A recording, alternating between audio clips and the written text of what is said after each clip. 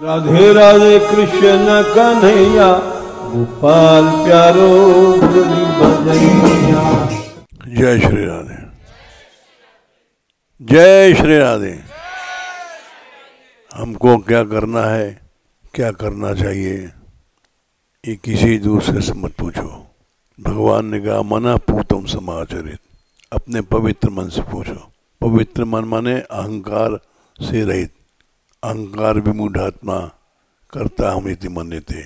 अहंकार को छोड़ोगे तो पवित्र मन में भगवान की आवाज आएगी और परिवार की आसक्ति नहीं करनी चाहिए। अहंकार विमूढ़ात्मा करता हम इति मन्यते। अहंकार के कारण मनुष्य अपने को कर्ता मानता है। जो महापुरुष होगा वो उसमें अहंकार नहीं होगा, वो कभी नहीं कहेगा कि हमारे पीछे चलो। अपने पवित्र मन से पूछो, पवित्र मन में भगवान के निवास है। ये सब के लिए हम बता रहे हैं। इस अविद्या को दूर कर दो। मैं जो कहूँ वो हो, मैं जो कहूँ वो करो, ये सब अज्ञान है। अपनी अपनी प्रकृति अनुसार सब चलो। ये भगवान ने कह दिया मन पूतम समाचरित। किसी की नकल मत करो, किसी का अनुसरण मत करो। हमने स्वयं 16 घंटे की फास्टिंग नियत तोड़ दिया है। ये सामान्य जीवन के लिए है। हमको इन्होंने कहा था दूध मत लेना, दूध से आपको रोग बढ़ेगा। हमने कहा नहीं बढ़ेगा, हमारी शरीर दूध से बना है। हमने अभी दूध दिया, न मिलता तो कोई बात नहीं, कोई आसक्ति नहीं हमारी। जो मिले खा लो, जो प्रभु देता है खा लो। आसक्ति मत रखो, किसी क्रिया में नहीं आसक्ति, किसी वस्तु में आसक्ति नहीं। भगवान को साक्षी करके चलो। जो मिलता है खा लो, जो कहता करो। अपने पवित्र मन से पूछो। वो पवित्र मन में भगवान रहता है, वो तुमको स्वयं बताएगा।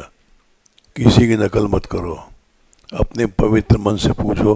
पवित्र माने अहंकार विमूढ़ात्मा करता हम इति मन्यते। अपने अहम भाव को छोड़ो, उसमें भगवान बैठा हुआ बोलेगा, सही बात बताएगा। किसी को शंका हो तो पूछ लो। अब तुम बोलो जय श्री राधे। जय श्री राधे, जय श्री राधे। श्री राधा मानवरी लाल एवं श्री श्री बा महाराज के श्री चरणों में बारंबार प्रणाम। श्री भक्तमाल जी के क्रम में भक्तों का चरित्र, जो कि साधक के जीवन में, साधना मार्ग में हम लोगों की भक्ति में तीव्रता कैसे बढ़े, ये इन भक्त चरित्रों को श्रवण करके ही भक्ति के स्वरूप को समझ पाना और भक्ति में तीव्रता ला पाना, ये केवल भक्त चरित्र के माध्यम से ही संभव है। अन्यथा इन भक्त चरित्रों का आश्रय नहीं लिया, इनका श्रवण नहीं किया, महापुरुष जनों के आनुगत्य में हम लोग नहीं रहे या उनकी शरणागति ग्रहण नहीं की, तो साधक को साधन मार्ग में पतन होने का भय बना रहेगा। इसलिए साधक को जिन महापुरुष जनों ने भक्ति को समझा, भक्ति के मार्ग पर चले और भक्ति का स्वरूप क्या है, ऐसे महापुरुष जनों की जब तक शरण नहीं ग्रहण की जाएगी,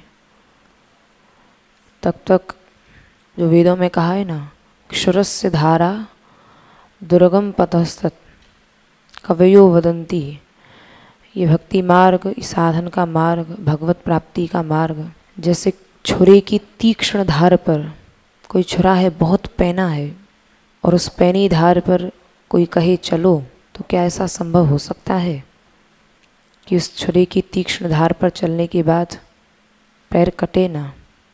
लेकिन यदि महापुरुष जनों के अनुगत्य में हम लोग चलेंगे तो छुरे की तीक्ष्ण धार पे भी हम लोग चले जाएंगे, तो उसका वो उपाय बता देंगे कि इस पे चलने का उपाय क्या है। पैर में कुछ ऐसा पहन के कि जो पैर की रक्षा करे, ऐसा पहन के चलो। तो जो उपाय है वो गुरुजन, महापुरुष जन ही जीवन में, उनकी शरणागति ही जीवन में वो उपाय बताती है, जो साधक को साधन मार्ग में पतन से उसकी रक्षा करती है। तो ये भक्ति मार्ग, इसलिए श्री भक्तमाल जी के विषय में इस पंक्ति का हम लोग रोज स्मरण करते हैं। बिना भक्तमाल भक्ति रूप अति दूर है।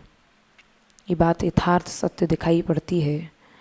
जब भक्ति के गूढ़ सिद्धांतों पर यदि बैठकर मनन चिंतन किया जाए ना, तो लगता है कि सचमुच हमारी इस अल्प बुद्धि के बस की यह बात नहीं है कि भक्ति के स्वरूप को समझा जा सके।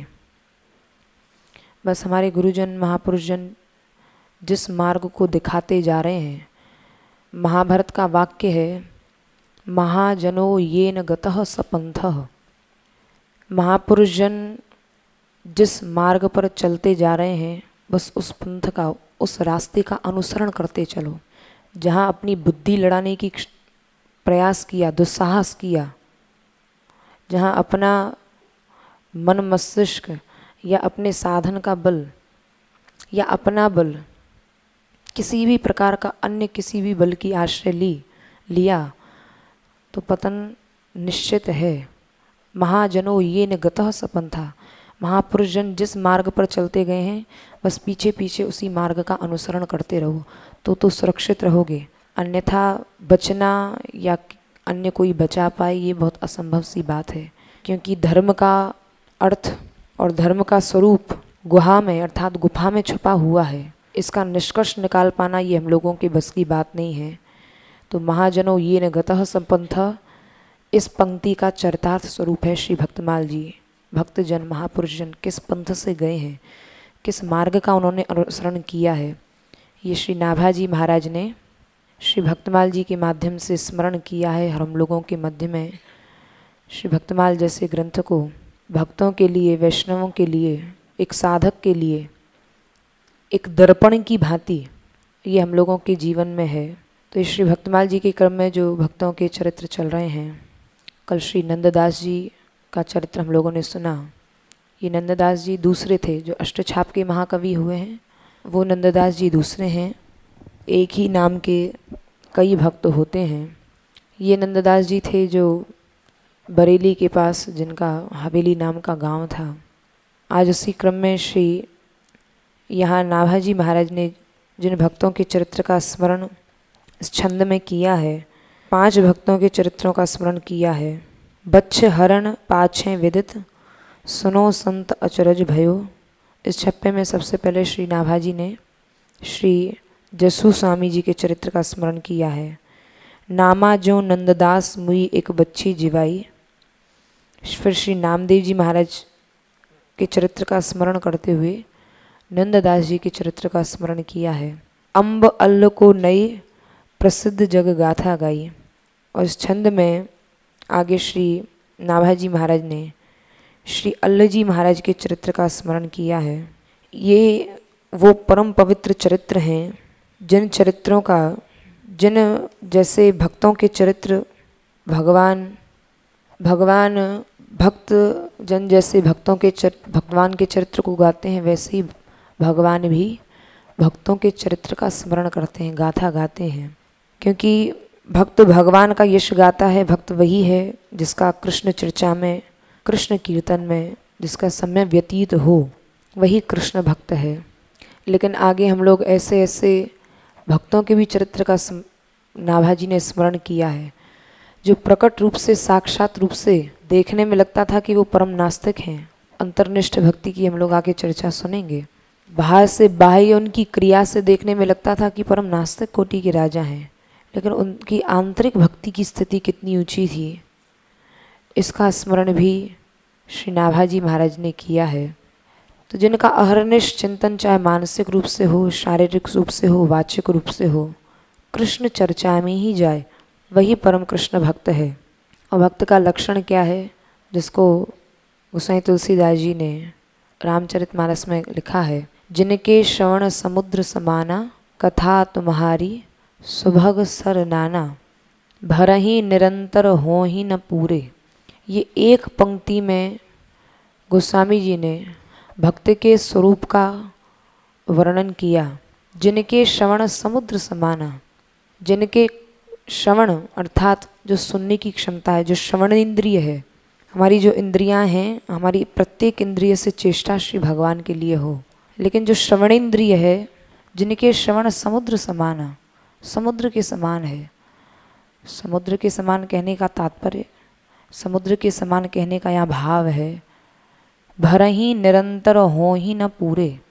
जैसे समुद्र में, सागर में हजारों नदियाँ आके चारों दिशाओं से आकर मिलती हैं, उत्तर दक्षिण पूर्व पश्चिम चारों दिशाओं से बड़ी वेग से नदियाँ आती हैं, और ऐसा लगता है जैसे इतने वेग से आकर मिलती हैं समुद्र में, जैसे समुद्र को हिला डालेंगी। और समुद्र को हिलाने के बाद ऐसा लगता है कि जैसे समुद्र भर गया, लेकिन अब इसमें कहाँ स्थान है, लेकिन फिर भी वह स्थान बना लेती हैं। वो इतने वेग से आती हुई नदियाँ भी, समुद्र का जो स्वभाव है एकदम स्थिर गंभीर, वही स्वभाव बना रहता है। जिनके श्रवण समुद्र समाना, कथा तुम्हारी सुभग सर नाना, भर ही निरंतर हो ही न पूरे।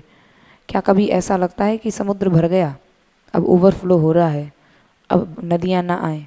निरंतर भरती हैं, लेकिन फिर भी उसकी वैसी स्थिति, पिपासु जैसी स्थिति बनी रहती है, और आ जाए और आ जाए। वैसे ही भक्त की वृत्ति, जो भक्ति के प्रति वृत्ति है, दुर्वृत्ति नहीं, सदवृत्ति, कि भर ही निरंतर दिन रात मैं सुनूं। यही तो श्रीमद् भागवत में जो राजा श्री भगवान से यही मांगा है, एक राजा के चरित्र प्राप्त होता है श्री भागवत जी में, कि जहाँ उन्होंने कहा कि मुझे दिन रात श्री ठाकुर जी की लीला यश श्रवण करने को मिले और मैं उससे अघाऊँ ना, तृप्त ना हूँ। ऐसी सामर्थ्य श्री पृथु जी महाराज ने स्वयं श्री भगवान से मांगी है। साक्षात श्री भगवान खड़े हुए हैं, पृथु जी महाराज भक्तावतार हुए हैं, और पृथु जी महाराज ने श्री भगवान से कहा, प्रभु मैं आपसे यही चाहता हूँ, आप मेरे सम्मुख खड़े हुए हैं, आप मुझे मिलें न मिलें इसकी मुझे कोई विशेष इच्छा नहीं है, क्योंकि आप अभी मेरे सामने प्रत्यक्ष रूप से प्रकट हुए हैं, और कब आप अंतर्हित हो जाएं आपका कोई भरोसा नहीं। लेकिन आपका चरित्र आपके भक्तों के मुख से जब मैं सुनूंगा, वो तो मेरे सामने अहर्निश रहेंगे। ऐसी सामर्थ्य मुझे दीजिए, मैं दिन रात आपके लीला यश का गान करूं और सुनूं, लेकिन ना मेरे कानों की कभी तृप्ति हो और ना मेरी जिज्ञासा का कभी तृप्ति हो। ऐसा आप मुझे वर दीजिए। अब साक्षात भगवान खड़े हैं, भगवान से क्या मांग रहे हैं? जो यही बात जो गोस्वामी जी ने कही, भर ही निरंतर हो ही न पूरे। जो दिन रात भरते रहें लेकिन हो ही न पूरे, कभी तृप्ति का अनुभव ना हो, सदैव अतृप्त अवस्था बनी रहे, अभी और सुनने को मिले, और ये जिज्ञासा बढ़ती रहे। तो ऐसे जो भक्त हैं उन्हीं के हृदय में श्री ठाकुर जी प्रभु विराजते हैं। हम जैसे लोगों की स्थिति क्या है? अरे बहुत देर हो गई, पता नहीं कितनी देर यहाँ यह सत्संग चलेगा या कितनी देर सुनेंगे, प्रतिदिन वही बात, वही तो सुनते हैं, क्या सुने, चलो यहाँ से उठकर। जहाँ तृप्ति का भाव आ गया, जहाँ तृप्त हो गया मन, अर्थात उसको भी रस की प्राप्ति हुई नहीं है। पिपासु को, जिज्ञासु को कभी अतृप्ति की सदैव अवस्था बनी रहती है कि और मिले और मिले, उससे मन तृप्त ही नहीं हो रहा है, अतृप्त बना हुआ है। भरा ही निरंतर निरंतर सुन रहा है लेकिन फिर भी पूरा नहीं हो रहा है। तो ऐसे भक्तों के, भक्तजन भगवान के चरित्र को कहते हैं, सुनते हैं, गाते हैं। जैसे भक्तजन गाते हैं ना, वैसे ही श्री भगवान भी भक्तों के चरित्रों का यशगान किया करते हैं। वो हम जैसे भक्तों का नहीं, भरे ही निरंतर हो ही न पूरे, जिनकी श्रवण की अभिलाषा निरंतर बढ़ती जा रही है, ऐसे भक्तों के चरित्र का स्मरण स्वयं श्री ठाकुर जी उनके चरित्र का यशगान किया करते हैं। ये हम जैसे भक्तों में और अतृप्त कोटि के भक्तों में ये अंतर है। जैसे श्री अम्बरीश जी महाराज, अम्बरीश जी के विषय में श्री भागवत जी में क्या कहा है? नारद जी से भगवान ने कहा कि आप, जिस समय दुर्वासा जी से कहा कि दुर्वासा जी आप उस कोटि के भक्त होंगे जो भगवान का स्मरण करते हैं, लेकिन श्री अम्बरीश जी महाराज उस कोटि के भक्त हैं जिनका स्मरण, जिनका यशोगान श्री भगवान करते हैं। अम्बरीश जी के विषय में क्या लिखा है भागवत जी में? सप्त द्वीपवती महिम, जो सातों द्वीपों के अखंड चक्रवर्ती राजा उसको कहते हैं, जिसका अखंड राज्य हो पूरे पृथ्वी पर, एक ही राजा पूरी पृथ्वी का हो, सातों द्वीपों का एक राजा। सप्त द्वीपवती महिम, यह पृथ्वी जिसमें 7 द्वीप हैं, महाद्वीप हैं अनेक, लेकिन मुख्य रूप से 7 द्वीप हैं। उन 7 द्वीपों का जो अचल सम्राट है, जो उसके आधिपत्य में है, 7 द्वीप उसके अधिकार में है, ऐसे राजा को चक्रवर्ती राजा कहा जाता है। चक्रवर्ती राजा थे श्री अम्बरीश जी महाराज, एक छत्र राज्य जिनका, लेकिन वो भी जब करौ हरेर मंदिर मार्जनादिशु, श्री ठाकुर जी की स्वयं अपने हाथों से सेवा कर रहे हैं, हाथों से झाड़ू लगा रहे हैं। अब जो ऐसे सप्तद्वीपवती महिम कोटि के राजा हैं, क्या वो एक सेवक को आज्ञा दें तो उनके इशारे के लिए, उनकी आज्ञा के लिए एक सेवक नहीं, हजारों तरसते रहते हैं कि कब राजा आज्ञा करें। लेकिन श्री अम्बरीश जी महाराज स्वयं निज अपने हाथों से, सेवा की जब अवसर आता है तो स्वयं अपने हाथों से करते हैं। सो कहने का भाव है, इस कोटि के महापुरुष भक्त हैं श्री अम्बरीश जी महाराज, और इन्हीं भक्तों के चरित्रों का स्मरण, भक्तजन भगवान के चरित्रों का स्मरण करते हैं, यशगान करते हैं, और भक्तजन भगवान के और भगवान भक्तों के। तो हम जैसे लोगों को ये विश्वास होना थोड़ा कठिन है कि क्या भगवान भी भक्तों का भजन करते हैं, क्योंकि हमारे अंदर ऐसी आस्था नहीं है। लेकिन महापुरुष जनों ने ये बात कही है, शास्त्रों में बातें लिखी हैं, संत जन इन सिद्धांतों को कहते आए हैं, तो ये बात सच ही है, सच ही माननी चाहिए। और जब तक ये बात सत्य नहीं मानी जाएगी तब तक अनुभव नहीं होगा। तो उसका कारण है, नेह परस्पर अघट निभई चारों युग आयो। प्रेम जब होता है तो प्रेम ऐसा ही होता है जो कभी घटता नहीं है। चारों युगों में भगवान भक्ति की कथा सुनते हैं और भगवान भक्ति की कथा सुनने को तरसते हैं। नेह परस्पर अघट निभई चारों युग आयो, ऐसे चारों युगों के उदाहरण है कि श्री ठाकुर जी भक्तों के चरित्रों को सुनने के लिए, उनका दर्शन करने के लिए तरसते हैं। ये परम सत्य है।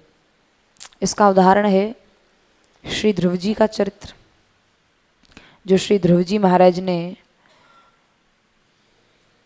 ध्रुव जी महाराज जो 5 वर्ष की अवस्था में जिन्होंने श्री ठाकुर जी की प्राप्ति की है, तो चतुर्थ स्कंद में इसका प्रमाण मिलता है कि जिस समय श्री ध्रुव जी महाराज तप किया है उन्होंने बधुवन में, तो इधर तो श्री ध्रुव जी महाराज श्री ठाकुर जी के दर्शन करने के लिए व्याकुल हो रहे हैं, और इधर श्री भगवान श्री ध्रुव जी महाराज के दर्शन करने के लिए व्याकुल हो रहे हैं। और जिन भगवान के लिए कहा है चतुर्थ स्कंद में 9वें अध्याय में, और सहस्र शीर्षापि ततो गुरुत्मता मधुरवनम भृत्य दिद्रक्षया गता। अरे सहस्र शीर्षा जो वेद मंत्र भी है, सहस्र शीर्षा पर कहो सहस्राक्ष सहस्रपात, जिनके सहस्र मुख हैं, सहस्र सिर हैं, सहस्र नेत्र हैं, जो अनंत हैं, जिनका स्वरूप अनंत है, जिनकी सत्ता अनंत है, वो भगवान भी श्री ध्रुव जी महाराज के दर्शन करने के लिए तरस रहे हैं। अरे क्या भगवान में ये सामर्थ्य नहीं है कि वो अपने लोक में बैठे बैठे ही ध्रुव जी का दर्शन कर लें? अरे जिनकी इतनी सामर्थ्य है वो अपने लोक में बैठे बैठे क्यों नहीं दर्शन कर लेते? बोले नहीं, उनमें ये सामर्थ्य शक्ति है, लेकिन फिर भी जो कहा ना, भर ही निरंतर हो ही न पूरे। जैसी पिपासा भक्त की बनी रहती है, वैसी ही पिपासा श्री भगवान की भक्त के प्रति बनी रहती है। बोले भले ही सहस्र शीर्षा ततो गुरुत्मतः मधुर वनम भृत्य दिद्रक्षया गता, फिर भी श्री भगवान दिद्रक्षया साक्षात दर्शन करने के लिए मधुर वनम, कहाँ जहाँ श्री ध्रुव जी महाराज मधुवन में तप कर रहे हैं और वहाँ जाकर साक्षात रूप से दर्शन किया है। बोले साक्षात रूप से प्रत्यक्ष जो दर्शन में आनंद आएगा वो यहाँ बैठे बैठे धाम में आनंद नहीं आएगा। तो ध्रुव जी का वहीं जाकर दर्शन करना चाहिए। दिद्रक्षया, जब तक नेत्र से नेत्र नहीं मिलेंगे, चक्षु से चक्षु नहीं मिलेंगे, तब तक वो आनंद नहीं आएगा। भले ही वो सामर्थ्य है हमारे में कि हम यहाँ धाम में बैठे बैठे ध्रुव जी का प्रत्येक क्रियाकलाप दे सकते हैं, सब कुछ यहाँ से दर्शन कर सकते हैं, लेकिन दिद्रक्षया गतः, जब तक नेत्र से नेत्र नहीं मिलेंगे। तो श्री भगवान स्वयं श्री ध्रुव जी महाराज के दर्शन करने के लिए यहाँ पधारे हैं। तो ये ध्रुव जी महाराज का जो चरित्र है इस बात का प्रमाण है कि भक्त तो भगवान का यशोगान करते ही हैं, भक्तजन तो भगवान का दर्शन करने के लिए सदैव तैयार रहते हैं, लेकिन भगवान भी जहाँ अवसर पाते हैं वहाँ उस अवसर को बिना चूके भक्त का दर्शन करने के लिए तुरंत तत्पर रहते हैं। और श्री ठाकुर जी आए हैं मधुबन में, आके श्री ध्रुव जी महाराज का दर्शन किया है।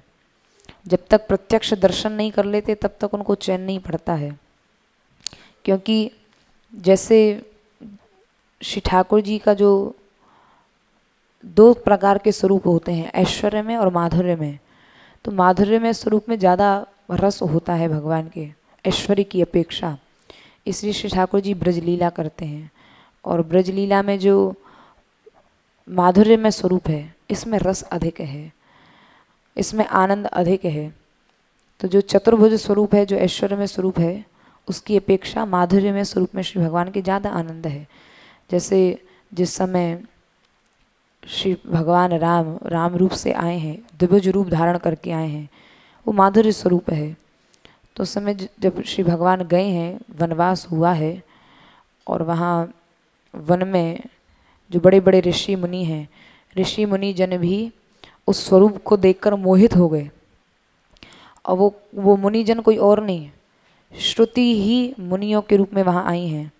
और वहाँ श्रुति रूपा स्त्रियों ने जहाँ जहाँ श्री ठाकुर जी गए, जहाँ जहाँ श्री भगवान गए, श्री राम, चाहे वो विवाह के समय जनकपुर में गए हों, चाहे वनवास काल में ऋषि मुनियों ने उनका दर्शन किया हो, सर्वत्र उनको देखकर केवल स्त्रियाँ ही नहीं, पुरुष भी मोहित हुए, ऋषि मुनि भी मोहित हुए। तो विष्णु चारी मुख विधि मुख चारा, भगवान के 4 भुजा हैं, 4 भुजा वाले हैं। स्वरूप में उतना आनंद 4 भुजा वाले स्वरूप में उतना आनंद नहीं होता जितना द्विभुज स्वरूप में, माधुर्य में स्वरूप में आनंद होता है। तो उसी स्वरूप को देखकर ऋषि मुनिजन मोहित हुए हैं।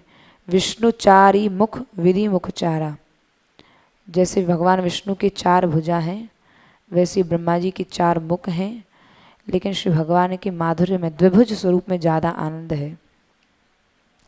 तो कहने का भाव है, श्री भगवान भी सदैव भक्तों के स्वरूप का आनंद लेने के लिए ऐश्वर्य में स्वरूप से नहीं आते हैं। जैसा भक्त का स्वरूप है उसी स्वरूप के अनुरूप, उसी रूप के अनुरूप श्री भगवान अपना स्वरूप धारण करके भक्तों के दर्शन का आनंद लेते हैं, द्विभुज रूप धारण करके आते हैं। अब ब्रज में आए तो ब्रज में यदि भगवान अपना ऐश्वर्य में स्वरूप दिखाने लगे तो माधुर्य शक्ति ऐश्वर्य को भगा देती है। बोले ये ब्रज भूमि जो है ये माधुर्य की भूमि है, यहाँ ऐश्वर्य नहीं चलेगा। यदि ऐश्वर्य का स्वरूप भी दिखाने का कभी कभी श्री ठाकुर जी, अब स्वरूप है वो कहीं ना कहीं तो प्रकट हो ही जाता है, अब कभी कभी दिखाने का प्रयत्न भी करते हैं तो गोपियाँ और जो माधुर्य भाव है गोपियों का वो प्रकट नहीं होने देता। जिस समय श्री ठाकुर जी को मैया ने ऊखल से बांधा है, बड़ा सुंदर माधुर्य भाव की लीला प्राप्त होती है। तो देखो जहाँ ऐश्वर्य है वो माधुर्य को प्रवेश नहीं करने देता, और जहाँ माधुर्य है वो ऐश्वर्य को प्रवेश नहीं करने देता। तो मैया ने जब ऊखल से बांधा है श्री ठाकुर जी को, बालकृष्ण लाल को, अब सुबह से संध्या हो गई, लाला ऊखल ते बंधो पड़ो है। और जो जो गोपी नंद भवन में थे इधर उधर ते निकले, तो वहाँ श्री ठाकुर जी उनसे अनुनय विनय करें, अरे गोपी तुमने मुँह बंधवा तो दियो, अरे वो खुलवाऊ दो, अब यहीं पे बंधे बंधे रहूँगा क्या मैं, कृपा करो। तो गोपी चढ़ा चढ़ा के जाएं, लाला नहीं तू यही काम के योग्य है, तू बंधो ही रहना चाहिए, नहीं तो तू नेकाद खुलगो तो तेरा आतंक पूरे ब्रज में है, तो को दंड देना परम आवश्यक है। तो गोपी जन भी चढ़ा चढ़ा के ठेंगा दिखा दिखा के, अब ठाकुर जी बंधे हैं तो बंधे ही पड़े, बंधे ही रहना पड़ेगा। मैया के साथ सामने ज़्यादा तिकड़म लगाई तो ये उचित नहीं है ठाकुर जी के लिए, या लिए प्रार्थना कर रहे हैं। अब इतने में दाऊ भैया आए, दाऊ भैया ते कही कन्हैया ने, अरे भैया दाऊ भैया आज आप सुबह से भोर से कहाँ चले गए, तुम देख नहीं रहे वो कैसो कष्ट है, यहाँ ऊखलते मैया ने बांध रखो। बोले अरे लाला तू बंधो पड़ो, बोले हाँ भैया सुबह ते बांध रखो है, अब दिन ढलवे को आयो है, जाओ जाओ आप थोड़ी सी प्रार्थना कर दो मैया ते, आपकी बात बहुत माने मैया, और इतनी बात माने कि आप जो कह दोगे वो अगर झूठी भी बात होगी ना तो भी मैया सच मान लेगी। लेकिन आज मैया इतने क्रोध में है, कि, कि सुबह से लेके संध्या है गई और दाऊ जी ने दाऊ जी ने दाऊ भैया ने मैया ते जाके कही, मैया अरे लाला है, बालक है, छोटो है, छोटे गलती नहीं करेंगे तो कौन करेगा, और छोटे इनको गलती पे समझाया जाए। मैया समझा दे, अब तू का यहाँ अब रात भर यहीं बांधे रखेगी, अब लाला यही ते बंधो रहेगो का, दंड दियो जाए, थोड़ी देर को दंड होए, फिर वह को दंड फिर छोड़ दियो जाए, चलो अब सुधर गयो होगा। मैया छोड़ दे, कोई बात नहीं। आज तो मैया ऐसे गुस्सा में है, क्रोध में है। मैया ने कही, लाला दाऊ तू यहाँ ते आज चलो जा, आज कोई सिफारिश लेके मत आओ मेरे पास कन्हैया की, जो आएगो वह को भी मैं उखलते बांध दूंगी। मैया ने, अब दाऊ जी अनुनय विनय कर रहे हैं, अरे मैया भोली मैया मान जा, तेरे हाथ जोड़ूं पैर छूं, मान जा, कोई बात ना, कन्हैया को छोड़ दे। तो वहाँ मैया ने आज बेलन उठा लियो, बोले दाऊ तू भग जा यहाँ ते, नहीं तो मैं अभी तो भी एक दूसरा उखल दिख रहा ना, या तो भी बांध दूंगी। अब दाऊ जी महाराज से जब टेढ़ी निगाह करके मैया बोली, अब दाऊ जी महाराज शेषावतार, उनको अपना शेष स्वरूप याद आ गया। बोले अरे मैया तुम वो जाने नहीं है, मैं भगवान शेष को अवतार हूँ, मेरी एक भ्रकुटी टेढ़ी है तो ही पूरा को पूरा ब्रह्मांड नष्ट है जाएगो, जल जाएगो। लेकिन आज मैया के सामने जैसी दाऊ भैया ने अपनो ऐश्वर्य में स्वरूप दिखाना चाहो, तो मैया ने कही, लाला ये बेलन दिख रहे हो ना, सबरे अवतार यहीं जड़ जाएंगे, और जितने अवतार हैं ना वो मेरे ही घर में आनो पायो, जाए जाए दंड दूँ, वो मैं ये अवतार हूँ, मैं ये अवतार हूँ, सबरे अवतार निकल जाएंगे, भाग जाए आते। आज तो दाऊ भैया की हेकड़ी निकल गई, मैया के सामने भाग गए। और भैया कन्हैया ते कही, भैया कन्हैया तू बंधो रहे, जितनी देर बंधो ना उतने में ही मंगल है। जब तक मैया को क्रोध शांत नहीं होगा तब तक आज हमने सब तरह के स्वरूप दिखाने की कोशिश कर ली मैया ते, लेकिन मैया तो हमारे भी स्वरूप ते आगे की बात निकली, तो यहीं बंधो रहे। तो ये जो माधुर्य में श्री ठाकुर जी का स्वरूप है, वहाँ ऐश्वर्य स्वरूप यदि ठाकुर जी प्रकट करना भी चाहें तो माधुर्य शक्ति आने नहीं देती है, क्योंकि माधुर्य में ऐश्वर्य बाधक है और ऐश्वर्य में माधुर्य। ऐश्वर्य का एक अपना भाव राज्य है, एक ऐश्वर्य का अलग परिकर है, माधुर्य भाव की अपनी लीला है, उसका अपना रस है। लेकिन ऐश्वर्य की अपेक्षा माधुर्य भाव की लीला में अधिक रस है। इसलिए तो श्री ठाकुर जी चाहे मथुरा चले गए, चाहे द्वारिका चले गए, वहाँ जाने के बाद भी ऊधो मोहे ब्रज बिसरत नाही, द्वारिका में जाके रुक्मिणी मोहे ब्रज बिसरत नाही, ब्रज भुलाई नहीं भूलता है। श्री ठाकुर जी नित्यों से ब्रज लीला का स्मरण करते हुए, हालांकि यहाँ नित्य लीला है, श्री ठाकुर जी की नित्य लीला चल रही है, लेकिन प्रकट लीला श्री ठाकुर जी की, देखो लीला दो प्रकार की होती हैं, प्रकट लीला और नित्य लीला। प्रकट लीला में श्री भगवान अवतरित होते हैं, 11 वर्ष तक ब्रज में रहे, फिर मथुरा गए, मथुरा से द्वारिका गए। और नित्य लीला में सदैव नित्य निरंतर इस धाम में, नित्य का तात्पर्य जो चल रही थी और चल रही है और आगे भी चलती रहेगी, क्योंकि धाम नित्य, धामी नित्य और धाम की लीला भी नित्य हैं। लेकिन इन नित्य लीला का दर्शन केवल और केवल जिन्होंने धाम की निष्ठा को, जिन महापुरुष जनों ने पकड़ रखा है, यदि इस लीला का दर्शन करना है तो वही महाभारत की पंक्ति स्मरण में आती है, महाजनों ये न गतः सपंथ, अपनी बुद्धि के अनुसार चलने का इस मार्ग पर प्रयास मत करना, दुस्साहस मत करना। जो महापुरुष जन जिन्होंने इस लीला का अनुभव किया है, दर्शन किया है, जो नित्य लीला उनके अनुभव में है, ऐसे महापुरुष जनों के पीछे पीछे उनका अनुगत्य करते चलो। वो जो कहते जा रहे हैं बस उसका आप नेत्र बंद करके, महापुरुष जन, साधारण हम जैसे नहीं,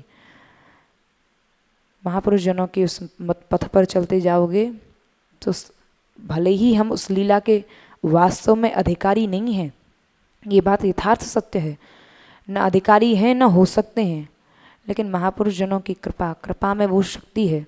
क्योंकि जीव गोस्वामी जी ने कृपा को, कृपा का स्वरूप क्या कहा है, कृपा का स्वरूप कहा है, बोले ये महद वाहिनी है। कृपा महापुरुष जनों के जैसे अलग अलग देवी देवता के अलग अलग वाहन होते हैं, वैसे ही कृपा का वाहन क्या है, बोले कृपा का वाहन है ये महापुरुष जन, भक्त जन, ये गुरुजन ही इस कृपा, इसलिए कृपा को महद वाहिनी कहा है। ये कृपा इन्हीं के माध्यम से आएगी। हम लोग अपने साधन के बल से कृपा को पाना चाहें तो वो सर्वथा असंभव भी है और ये बहुत बड़ा दुस्साहस भी है, ये करना उचित नहीं है।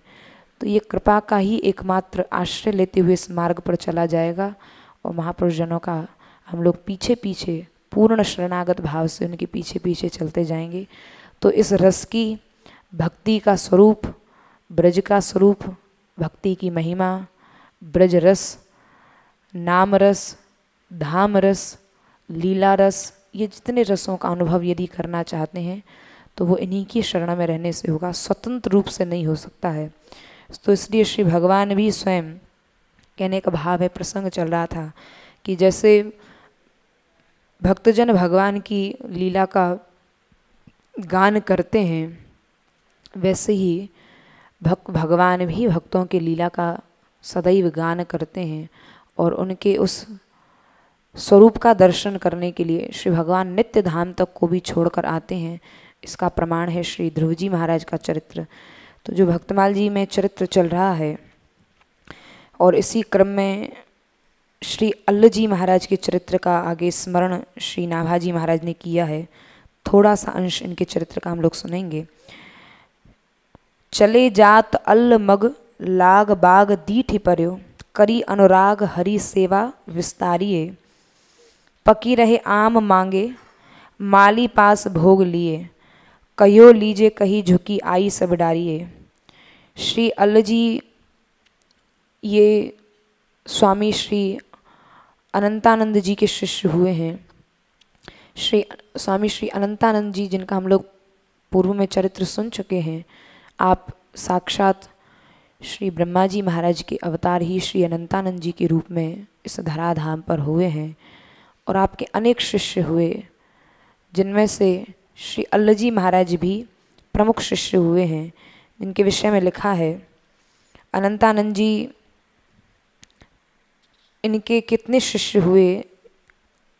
श्री नाभाजी महाराज ने श्री अनंतानंद जी का चरित्र का स्मरण करते हुए जो छप्पे लिखा है, श्री अनंतानंद पद परसिके लोकपाल सेते भय, योगानंद गयेश। श्री योगानंद जी महाराज आपके शिष्य हुए हैं। योगानंद गयेश कर्मचंद अल्ल पैहारी, इनमें से अधिकांश जो श्री अनंतानंद जी के शिष्य हुए, इनके शिष्यों के चरित्रों को हम लोग सुन चुके हैं। लेकिन आगे श्री अल्ल जी महाराज जिनके चरित्र का आज स्मरण किया है, योगानंद गयेश कर्मचंद अल्ल पैहारी। श्री पैहारी जी महाराज जो दुग्ध पीकर ही रहते थे, आपका भी बड़ा विलक्षण चरित्र जिसका हम लोग पूर्व में श्रवण किया है।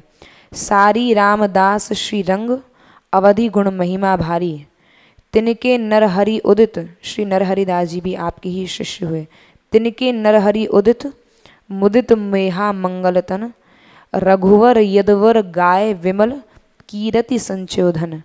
आपके शिष्यों की यह सबसे बड़ी विशेषता देखी गई कि ऐसा नहीं कि हम राम भक्त हैं तो राम जी की उपासना करेंगे और भगवान श्री कृष्ण के स्वरूप के प्रति उतनी भावना नहीं रहे। आपके चरित्र की यही विशेषता है और इसी विशेषता को श्री नाभाजी महाराज ने विशेष रूप से स्मरण किया कि अनंतानंद जी के जितने शिष्य परिकर हुआ उनमें से कोई तो रघुवर यदुवर गाय विमल, कोई तो रघुवर अर्थात श्री रघुनाथ जी के उपासक हुए और कोई यदुवर अर्थात श्री कृष्ण के उपासक हुए हैं। ऐसा नहीं कि एक ही उसमें बांध दिया हो, नहीं तुमको तो श्री रघुनाथ जी को ही भजना है अथवा तुमको तो श्री कृष्ण को ही भजना, नहीं। रघुवर यदुवर गाय विमल और कीरति संचोधन, इसलिए आपकी विशेष कीर्ति हुई कि जो जाको मन लागे भजे ताही को, जो भक्तमाल जी में कहा है कि जिसका जिस स्वरूप में मन लग जाए सहज में उस स्वरूप का स्मरण करो, ध्यान करो, भजन करो, बस वही श्री भगवान से मिला देगा। इस विशेष तर्क में ना फंसकर कि नहीं हम तो केवल रघुनाथ जी का ही करेंगे अथवा श्री ठाकुर जी का ही करेंगे, जिसमें सहज में मन लग जाए उसी श्री ठाकुर जी का स्वरूप का ध्यान किया जाए।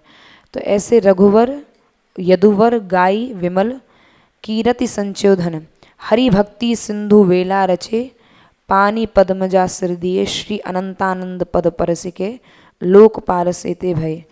तो ऐसे श्री अनंतानंद जी जिनके कुछ शिष्य परिकर कुछ तो श्री राम जी के भक्त देखे जाते हैं और कुछ श्री ठाकुर जी की भक्त, श्री कृष्ण भक्त देखे जाते हैं। और इसी बात से आपका अनंत कीर्ति आपकी हुई, अनंतानंद जी की अनंत कीर्ति, कि जिन्होंने श्री भगवान के स्वरूप में भेद न करते हुए, जिसका जिस स्वरूप में श्री भगवान के मन लगे। अरे भगवान ने इसलिए थोड़ी स्वरूप धारण किए, अनंत भगवान के स्वरूप हैं कि तुम मेरे में भेद कर दो। अरे ये तो भक्तों की, हम वैष्णवों की, हम साधकों की सुलभता के लिए, कि जिसका जैसा स्वभाव है, जिसकी जैसी प्रकृति है, उसके अनुसार जिसका जैसे स्वरूप में मन लगे उस स्वरूप को भजो और मेरी प्राप्ति करो। भेद करने के लिए श्री भगवान ने ये स्वरूप धारण नहीं किए हैं। ये तो हमारे, हम साधकों के लिए, भक्तों के लिए, भक्ति में सुगमता रहे अपने अपने स्वभाव गुण के अनुसार, जैसी जिसकी सुगमता है वैसे श्री ठाकुर जी का भजन किया जाए। तो ऐसे श्री अनंतानंद जी जो साक्षात श्री ब्रह्मा जी महाराज के ही अवतार हुए हैं, और आपके अनेक शिष्य हुए, जिनमें से श्री अल्ल जी महाराज हुए। और अल्ल जी महाराज चले जात अल्ल मग लाग, बाग दीठी प्रयोग करी अनुराग हरि सेवा विस्तारिये। ये विचरण करते हुए श्री अल्ल जी महाराज तीर्थ यात्रा करते हुए जा रहे थे, और तीर्थ यात्रा करते हुए जब जा रहे थे तो ऐसे राज्य में पहुँचे जहाँ का राजा बड़ा नास्तिक था, और ऐसा नास्तिक कि जो दूर से ही संतों को आते हुए देखे तो उनको पिटवाने लग जाए, और उनके ऊपर संतों को तिलक देखते ही उनके ऊपर गुलेल चलवाता था, जिससे कितने संतों के तो सिर फूट गए, कितनों के नेत्र फूट गए।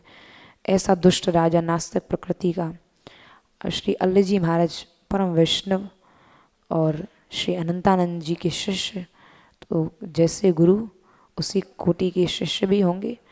तो श्री अल्ल जी महाराज जैसे ही उसके राज्य में प्रवेश करने लगे तो बाहर के लोगों ने रोका, अरे अल्ल जी महाराज आप मत जाइए इसके राज्य में, ये बड़ा दुष्ट प्रकृति का राजा है, आपको देखेगा, आपका साधु जैसा स्वरूप है, आपके मस्तक पर ऊर्ध्व पुंड तिलक, सुंदर तिलक लगा हुआ है, साधुचित वेश है, तो आपके ऊपर कहीं ये आपको भी मारने का ये प्रयत्न करेगा, क्योंकि उसकी प्रकृति ऐसी है। तो इसके राज्य में कोई नहीं जाता है, आप बिल्कुल मत जाइए। तो वहाँ श्री अल्ल जी महाराज ने कहा कि भैया ठीक है, आज तक वैष्णवों से, भक्तों से तो बहुत मिले, लेकिन आज तक नास्तिक किसी से नहीं मिले, तो हमारी तो बड़ी जिज्ञासा हो रही है इनसे मिलने की।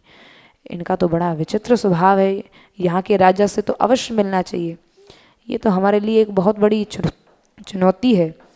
तो अल्ल जी जब राज्य में जाने लगे तो श्री अल्ल जी महाराज की ऐसी पवित्र दृष्टि, उनका ऐसा पवित्र सानिध्य कि उनके दर्शन मात्र में इतनी शक्ति थी कि उनको देखते ही, उनका दर्शन करते ही बड़े से बड़े नास्तिक लोग भी आस्तिक बन जाते थे।